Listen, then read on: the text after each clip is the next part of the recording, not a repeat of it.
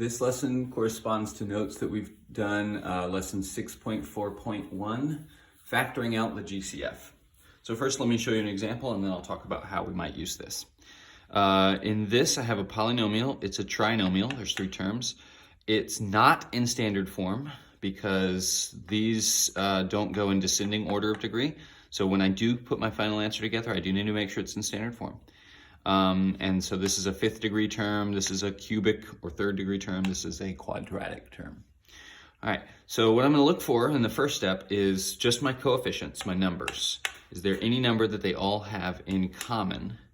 And you might check or grab a calculator if you need to, and you'll notice that all three of them can be divided by 8. Okay, and then do they all have the variable? Yes, they all have the same variable. What is the highest degree that they all have in common? So there's a fifth degree, there's a third degree, and there's squared. So squared is the highest one that they all have in common. They all have at least squared or higher. So squared is what I can take out. So I'm gonna take out 8x squared. So that right there, that's my GCF. 8x squared is my greatest common factor. Now what do I need to do is I'm gonna put some parentheses here and I gotta find out what do I leave behind for each of these terms so that if I were to multiply it all back together, I would still end up with the original problem. So what do I leave behind to multiply with 8x squared that would get me back to 16x to the fifth? Well, I need a 2 to give me the 16. And then since this is x squared and I'm trying to get to x to the fifth, I need x to the third power to help me get there. Okay, 8x squared and I'm trying to get to 24x squared.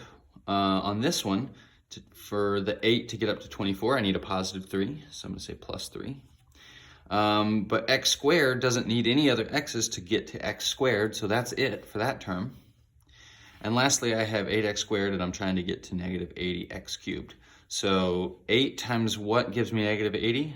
I need negative 10. And then x squared times what gets me to x cubed? I need an x. There we go. All right, now there's a check.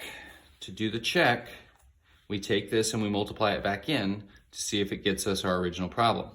So 8x squared times 2x cubed would give me 16x to the fifth power. So far, so good.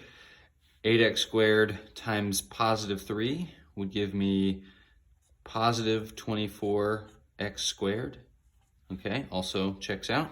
And then lastly, 8x squared times negative 10x gives me negative 80x cubed, which also checks out. So I've checked my work, so I know it's correct, but before I finish, I need to put the answer in standard form. So I'm gonna come back to here where I had my answer, but I'm gonna rearrange the terms in my parentheses so that they're in standard form. So all that means is that it should go by descending order of degree. So there's my highest degree, the cubed. So that one's gonna stay there.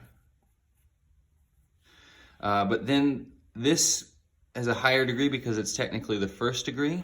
So I need to move that to the middle. And then this is the lowest degree, it's a constant, so it's gonna be on the back. All right, so now I've got my polynomial, and then I just put my GCF on the outside. So the final answer in standard form would look like this.